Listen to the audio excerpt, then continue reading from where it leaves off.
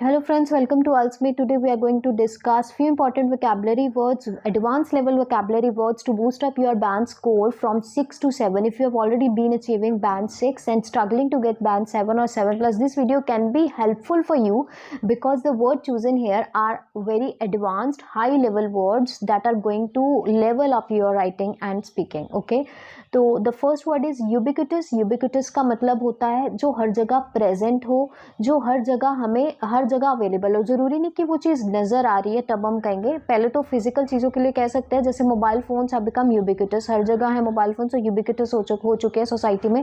लेकिन हम इसे अलग चीज़ों के लिए, जैसे फिनोमिनन के लिए भी यूज़ कर सकते हैं. जैसे करप्शन एक फिनोमिनन है, तो corruption has become ubiquitous in society. Corruption दिख नहीं रहा बट स्टिल हम उसके लिए ये वर्ड यूज़ कर सकते हैं कि करप्शन यूबिक्विटस हो चुका है. God is ubiquitous. ठीक है, तो this is the word ubiquitous.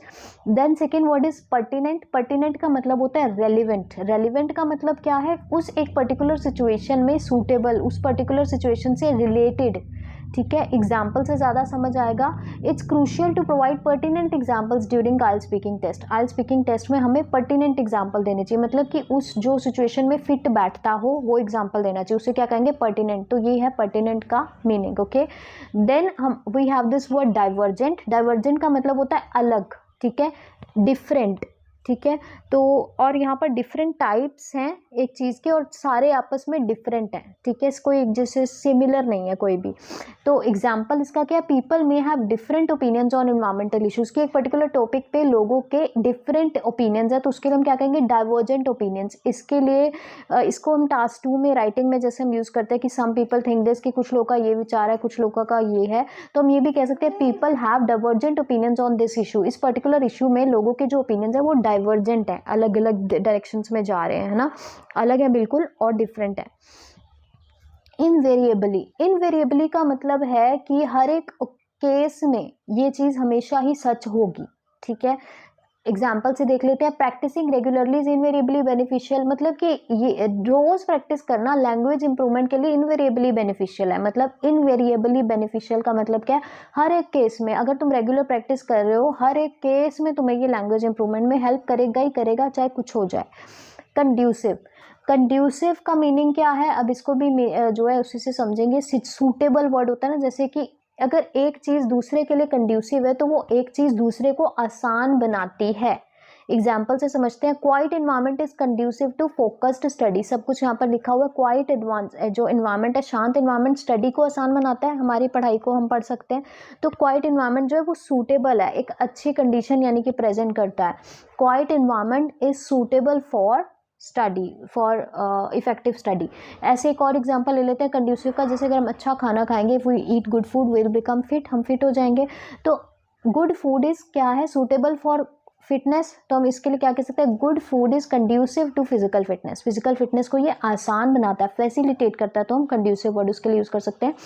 Alleviate का मतलब होता है कम करना, लेकिन इसे हम नेगेटिव चीज़ों के लिए ज़्यादा यूज़ करते हैं. जैसे किसी भी रॉन्ग चीज़ को, किसी नेगेटिव फिनोमिनन को कम करना. कोई प्रॉब्लम टास्क 2 में हम मेंशन कर रहे हैं कि जो है पॉल्यूशन प्रॉब्लम या कोई भी प्रॉब्लम, ओबेसिटी की प्रॉब्लम है, तो उसे एलिविएट करने के लिए कुछ स्टेप्स लेने चाहिए. रिड्यूस के लिए हम क्या लेंगे? एलिविएट. एलिविएट करने के लिए. देन एट्थ नंबर भी आप इसके साथ ही देख सकते हो. मिटिगेट. मिटिगेट का मतलब भी होता है कम करना, किसी प्रॉब्लम को कम जो है सीरियस बनाना, उसकी सीरियसनेस को कम करना. तो इसका मतलब भी ये किसी नेगेटिव सिचुएशन को कम करना, किसी प्रॉब्लम को कम करना. ठीक है, तो 8th और 6th आपका क्लियर हो गया. देन 7th बीच में रह गया रेजिलियंट. रेजिलियंट का मतलब होता है जब कोई पर्सन, ये एक क्वालिटी है, एडजेक्टिव है, जब एक पर्सन रेजिलियंट होता है या कोई भी चीज़, अभी इस पर्सन जरूरी नहीं, कोई चीज़ भी रेजिलियंट है तो वो बर्दाश्त कर सकती है डिफ़िकल्ट कंडीशंस को. ठीक है, तो हमें रेजिलियंट होना चाहिए, हमारा एटीट्यूड रेजिलियंट होना चाहिए, किसी भी तरह से हम इसे यूज़ कर सकते हैं. कॉग्निजेंट. 9th वर्ड पर आ गए हम. कॉग्निजेंट बहुत इंपॉर्टेंट एंड अच्छा वर्ड है. फेमिलियर का सिनोनिम है. अगर मुझे किसी चीज़ की नॉलेज है तो मैं कहूँगी I am familiar with this, मुझे ये पता है, तो मैं क्या कहूँगी? I am cognizant with this problem, या I am cognizant with this issue. मुझे इस इशू के बारे में पता है, किसी भी चीज़ के, किसी भी टॉपिक के लिए आई am Cognizant on this topic.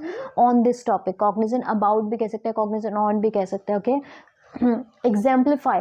10th is exemplify. I hope this is already clear. Examples present करने के लिए टास्क 2 में टू एग्जाम्पलीफाई हम कह सकते हैं. इनहेरेंट.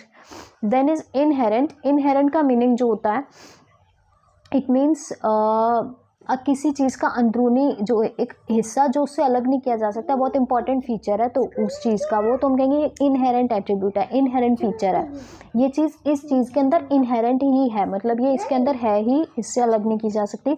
तो एग्जाम्पल दिया हुआ है risks, certain risks are inherent in adventurous activities. Adventurous activities जब हम करने जाते हैं कुछ रिस्क उसमें इनहेरेंट होते ही हैं, ठीक है ना, उसके अंदर होते हैं। नाउंस जो है 12th वर्ड दिया हुआ है, ये रीडिंग में आपको हेल्प कर सकते हैं। नाउंस का मतलब होता है कि किसी बहुत ही बारीक डिफरेंसेस हों, अगर किसी चीज़ के मीनिंग्स में, किसी लैंग्वेज को हम सीखने जा रहे हैं तो 2 वर्ड्स होते हैं उनमें बहुत बारीक डिफरेंस है तो उसको हम कहेंगे नाउंस, ठीक है। तो देखिए राइटिंग स्पीकिंग में इतना यूज़ नहीं होने वाला, बट रीडिंग में you must know this word.